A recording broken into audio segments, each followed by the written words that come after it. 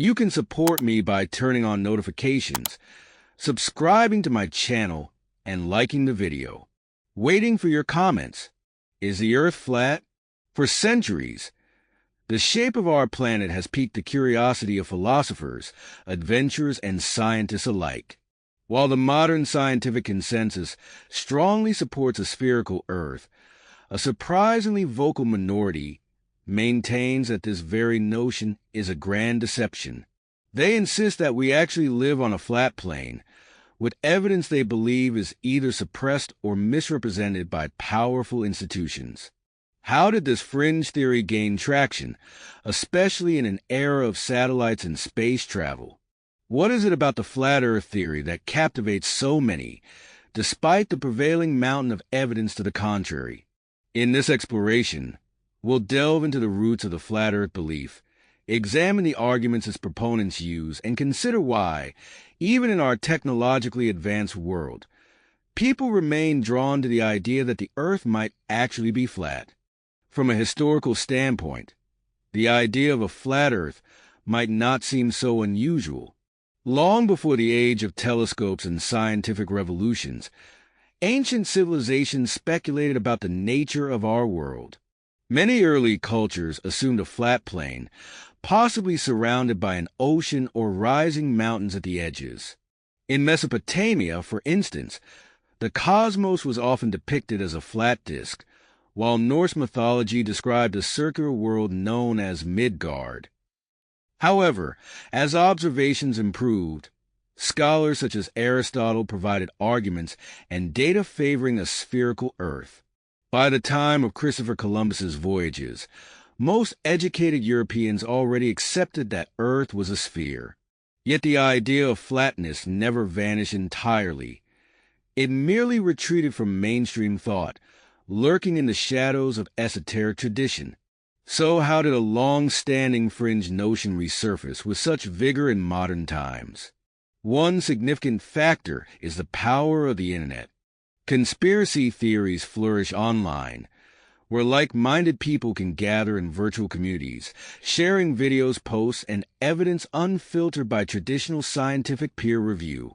Platforms such as YouTube or specialized forums can become echo chambers, reinforcing the belief that NASA, governments, or shadowy elites are perpetrating a global deception.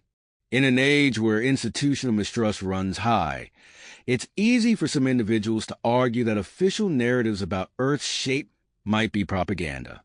Whether fueled by skepticism, a desire to challenge the status quo, or a fascination with hidden knowledge, these communities have grown significantly in the last decade. At the heart of flat Earth theology lies a worldview that dismisses much of modern astronomy and physics. Typically, adherents claim that the planet is shaped like a disk, with the North Pole at the center and Antarctica forming an icy ring around the perimeter. They often assert that the sun, moon, and stars are much closer than mainstream science tells us, sometimes only a few thousand miles away, and that the sky might be a dome known as a firmament. This arrangement, they claim, explains why we can see the same constellations, why the horizon looks flat, and why we might not notice curvature. Some go further, insisting that gravity is a hoax or that the true forces at play involve electromagnetic phenomena. Others propose that NASA space missions are elaborate hoaxes, claiming photos of Earth from orbit are doctored or computer-generated. One of the common rhetorical points flat earthers wield is the argument: if Earth is spinning at roughly 1,000 miles per hour, why don't we feel that movement? The standard scientific response is inertia. We, along with the Earth, our atmosphere, and everything on it, rotate at a constant speed. Because there is no sudden acceleration to detect, we do not perceive the motion. The same principle applies to a passenger in a smoothly moving airplane. Once it's at cruising speed, you can walk around without feeling the plane's velocity. However, from a conspiratorial perspective, the intangible nature of such large-scale motions can appear suspicious, reinforcing the notion that we're being lied to about planetary mechanics. Another contention involves the horizon line. Many flat Earth proponents argue that if Earth were truly spherical, you would see discernible curvature across long distances, especially over open waters. They share images or anecdotes. Look at this lake or a long stretch of desert highway.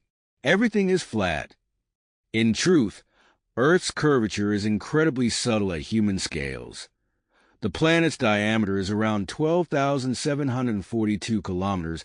For curvature to be visually striking to the naked eye, you often need to be at high altitude or have precise measuring instruments. Photographs from the stratosphere or from space undeniably show the arc of a globe, but flat earthers dismiss these images as manipulated. While mainstream science has used measurements like Eratosthenes' calculation of Earth's circumference in ancient Greece, and modern geodesy verifies it with satellites, conspiracy theorists see such evidence as part of a grand cover-up. A particularly unique claim is that water always seeks a flat level, thereby making oceans a giant plane, not a curved surface. Traditional physics counters that water at rest is level relative to the gravitational field of the Earth, meaning it is perpendicular to the direction of gravity, and on a large scale, that creates the curved surface of an ocean hugging a spherical Earth. However, flat Earth believers often treat it as a contradiction, pointing to the fact that water in a glass is flat. The difference in scale from a glass to a planet is dismissed or considered irrelevant. For them, the literal evidence of their everyday experiences triumphs over the theoretical perspectives of scientists. One of the most provocative aspects of the flat Earth conversation is the claim that NASA is at the forefront of perpetuating the hoax. According to this line of reasoning, NASA's moon landings were faked, and all subsequent orbital images have been carefully crafted in studios. They question everything from why Earth's pictures differ from year to year, to how NASA handles the Van Allen radiation belts. Their argument might hinge on perceived inconsistencies in official photos or the prominence of fisheye lens footage from certain high-altitude cameras, which can distort horizons. Conspiracy theorists use these discrepancies to maintain that NASA's job is to uphold the illusion of a globe Earth for undisclosed reasons, perhaps to secure funding or maintain political power. The fact that many other space agencies around the world also produce images of our spherical Earth is explained away as global complicity or systematic manipulation. Critics of the flat Earth model often point to the many phenomena that align perfectly with a round planet. For example, time zones and the ability to see the curvature from a plane window at high altitude are usually straightforward for a globe Earth. Ships disappearing hull first over the horizon, the existence of antipodal points where the sun's path and season patterns are reversed, the star constellations that differ between hemispheres. These are all well-documented experiences that fit the globe model elegantly. Additionally, phenomena like lunar eclipses, which show Earth's round shadow crossing the moon, are consistent with a spherical Earth. For flat earthers, these phenomena need alternative, often more convoluted explanations, leading them to propose illusions or yet unproven laws that replicate the same visual effects. The discussion also touches on questions of worldview and trust in institutions. Believing in a flat Earth can sometimes be an expression of a broader skepticism, a suspicion that governments, corporations, and scientific bodies collude to misinform the public. Such skepticism isn't inherently negative. Scrutiny of powerful entities can be healthy, but when it descends into outright denial of fundamental science, it complicates the conversation. People who subscribe to the flat Earth viewpoint often say they're simply doing their own research, trusting their senses over expert claims. In that sense, the movement can be seen as part of a broader cultural shift, where people crave alternative explanations to mainstream narratives, occasionally fueling anti-establishment or contrarian ideologies. The lines between critical thinking and contrarianism can blur, especially when community members applaud each other for rejecting official data. Modern flat Earth conferences highlight the camaraderie and genuine conviction among believers. Attendees swap homemade experiments, like measuring horizon lines with lasers across lakes or analyzing star trails in night photography. These demonstrations, though flawed in methodology from a scientific standpoint, are heartfelt attempts by individuals to verify the world on their own. Meanwhile, psychologists have begun examining how such beliefs form, exploring the roles of cognitive biases, identity, and the allure of belonging to a niche group. Part of the appeal is the sense of unveiling a grand secret, being among the awakened while the rest of society sleeps in ignorance. Yet one might ask, if the Earth is truly flat, how do satellites appear to orbit the globe? The official position from space agencies worldwide is that satellites revolve around Earth, capturing images, relaying signals, etc. Flat Earth proponents have various explanations, such as that satellites are actually launched by high-altitude balloons, or that ground-based towers do all the work. They suspect that rocket launches either go sideways or vanish into restricted areas. Some claim that Antarctica is heavily guarded to prevent amateurs from stumbling upon the edge of the world, or discovering that the continent is actually an ice wall. The global acceptance of satellites might be, to them, the ultimate triumph of staged illusions. Another curious angle is exploring ancient navigation. Mariners have used the curvature of Earth to account for the dip of the horizon, allowing them to see lighthouses from calculated distances, or rely on celestial navigation that presupposes a sphere. Explorers circumnavigated the globe centuries before modern technology, consistently returning to their original points of departure. In a flat Earth worldview, circumnavigation is dismissed as traveling a vast circle around the North Pole, while the ice ring of Antarctica remains off-limits or extends infinitely. Each piece of historical evidence is thus recast in a new interpretation. Astronomy, with its orbits and round celestial bodies, becomes part of the unproven model. Faith in scientific progress shifts into faith in a conspiracy theory. Perhaps the biggest question is, why would anyone perpetuate such a hoax? Flat Earth theories range from claims of controlling the population to more spiritual or religious rationales. That the shape of the Earth ties into a cosmic design or is evidence of a higher power's direct presence. Others see it as a test of obedience, with powerful elites wanting to see how easily the public can be misled. For some, it's simply a possibility that the truths about our world are more mysterious than we've been told. Once you open the door to that line of thought, you can slip into a spiral of unending suspicion, where every new photograph or scientific study is suspect. Occasional anomalies or illusions become cornerstones of a vast new worldview. Despite these debates, a consistent reality emerges. For thousands of years, navigators, astronomers, and explorers have functioned under the spherical model with extraordinary success.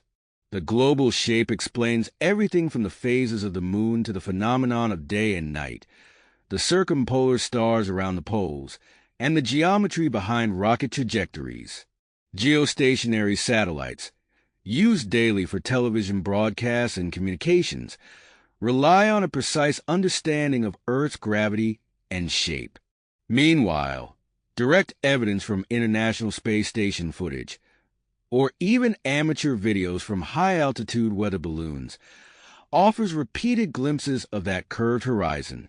All the same, the flat Earth community persists, emboldened by the realization that unwavering skepticism resonates with many who feel disconnected from mainstream academia or suspicious of government agencies. Their arguments challenge us to reevaluate how we trust scientific authorities, how we interpret observational data, and how we handle open-minded discourse. It's tempting to dismiss the entire topic outright as absurd, yet it offers a valuable study in how conspiratorial thinking evolves, how communities form around shared doubts, and how the internet fosters intellectual echo chambers. Ultimately, for most of us, the question, is the Earth flat, can be answered with a confident no, citing centuries of exploration, mathematics, and direct observation. But for a vocal minority, the question remains open, fueled by a sense that if we can't personally confirm every aspect of Earth's geometry, maybe the official story is incomplete or false. As technology advances and private space tourism expands, new frontiers of evidence might emerge. Indeed, some flat earthers speculate about sending their own rockets or satellites high enough to see Earth's shape for themselves, though if the results differ from their expectations, would they believe it or suspect trickery? In summary, the flat Earth debate underscores the tension between scientific consensus and individual belief. In an age where knowledge is at our fingertips, this theory's continued presence demonstrates that facts alone do not always win hearts and minds. Trust, community identity, and personal experience can outweigh reams of scientific data for many. Yet the discussion is also a reminder of the importance of critical thinking and open dialogue. If anything, the flat Earth phenomenon sparks reflection on how we verify our reality, reminding us that even the shape of our planet can become a battleground of ideas. Whether you find the theory alarming or simply fascinating, it's a testament to the power of human curiosity and the complexity of modern information exchange. After all, sometimes the wildest questions are the ones that get us thinking the most about what we truly know and how we know it.